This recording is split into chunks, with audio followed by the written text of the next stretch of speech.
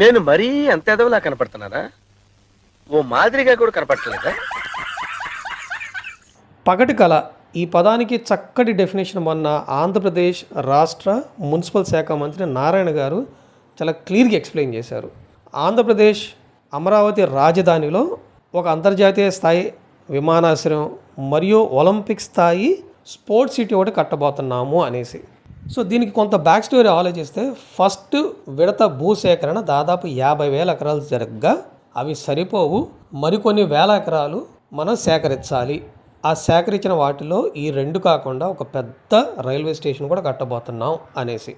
So ఈ discussion అంతట్లో నేను వెళ్ళదలుచుకోలేదు. అసలు ఇక్కడ రాజధాని అవసరమా, ఇన్ని వేల భూసేకరణ ఎందుకు జరుగుతుంది, ఇవన్నిటి మీద చాలా ఎక్స్పర్ట్స్ చాలా మాట్లాడేశారు. But there are some fundamental questions which I have. అవి క్వశ్చన్స్ అనాలా, సందేహాలు అనాలా, లేదంటే మనందరి అయోమయం స్టేట్కి ఏమి అర్థం కాని ప్రశ్నలు అనుకోవాలా, ఇప్పుడు మనం మాట్లాడుకుందాం. The question number 1, apart from Chandigarh తప్ప అసలు దేశంలో ఎక్కడైనా రాజధాని అనేది నిర్మాణం జరిగిందా? అసలు రాజధాని నిర్మాణం అంటూ చేస్తారా? దీనికి వెంటనే మనందరికి ఒక ఆన్సర్ దొరుకుతుంది. చంద్రబాబు నాయుడు గారు హైటెక్ సిటీని నిర్మించారు అనేసి, which is a big joke. He facilitated companies to come to Hyderabad and do their business. ఒక 5 నుంచి 10 కంపెనీలు తీసుకొచ్చి అక్కడ ఒక ఐటీ హబ్ని తయారు చేశారు. ఇన్ఫ్యాక్ట్ హైదరాబాద్కి 90 ఏళ్ల చరిత్ర కలిగిన నగరం ఆల్రెడీ. ఇక బెంగళూరు అని చెన్నై విషయానికి వద్దాం. బెంగళూరు కానీ చెన్నై కానీ ఎక్కడైనా ఏదైనా కట్టారా, ఆర్ మీరు మా దగ్గరకు వచ్చే వ్యాపారం చేసుకోవాలంటే పలానా వసతులు ఇస్తామని అన్నారా? నాకు ఎప్పటికీ అర్థం కాదు. ఇన్ఫ్యాక్ట్ నాకు తెలిసిన ఆన్సర్ ఏంటంటే they did not build anything. In fact they helped people to build their own business at their own cost. So question number 1, అసలు రాష్ట్ర ప్రభుత్వం ఎక్కడైనా సరే రాజధాని నిర్మించడం అంటూ జరుగుద్దా?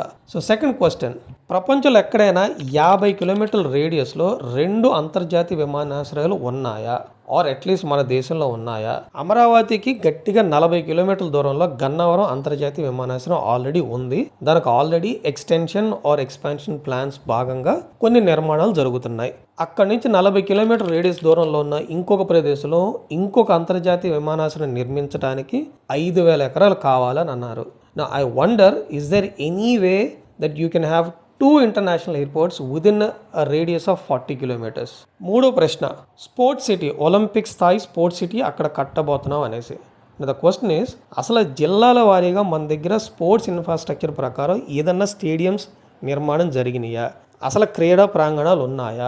What are the activities that we doing at districts level, జిల్లాల స్థాయిలో అసలు ఏమన్నా జరిగినాయా? సో ఇన్ అదర్ వర్డ్స్, మీకు ఒక ఆట మీద విపరీతమైన ప్రేమ ఉండి ఎక్స్ట్రీమ్లీ టాలెంటెడ్ అయితే మీరు డైరెక్ట్గా వచ్చి స్పోర్ట్స్ సిటీతో ఆడరు కదా. సో ఒక స్పోర్ట్స్ సిటీ నిర్మించే ముందు అసలు జిల్లాలు లేదా డిస్ట్రిక్ట్స్ వ్యవస్థలో ఆ స్థాయిలో మీరు ఏదన్నా చేశారా స్పోర్ట్స్కి? మొదటి విడతలో సేకరించిన భూమిలో పనులు దాదాపు 30 నుంచి 40% మించి జరగల.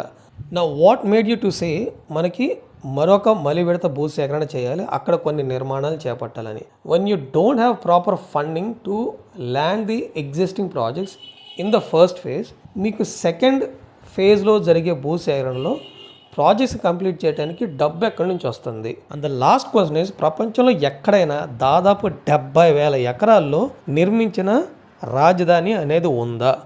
Last but not the least, knowledge city, sports city, ఇంకో సిటీ, జ్యుడిషియరీ సిటీ, ఇలా ప్రతిదీ అమరావతిలోనే కట్టుకుంటూ పోతుంటే అధికారం అనేది కేంద్రీకృతం అవ్వదా? ఇదే కదా హైదరాబాద్లో మనం చేసిన ప్రతిదీ హైదరాబాద్లో పెడతాం వల్ల మిగిలిన ప్రాంతాలు ఎంత సఫర్ అయ్యాయో మనకి ఇప్పటికీ అర్థమవుతుంది. సో పగటికల అనే పదానికి మినిస్టర్ గారు ఇచ్చిన నిర్వచనం ఏంటంటే, ఏం చేయాలో తెలియదు, ఎలా చేయాలో తెలియదు, అసలు ఎందుకు చేస్తున్నావో తెలియదు, కానీ అన్నీ చేసేస్తావు అని అనుకుంటమే పగటికల.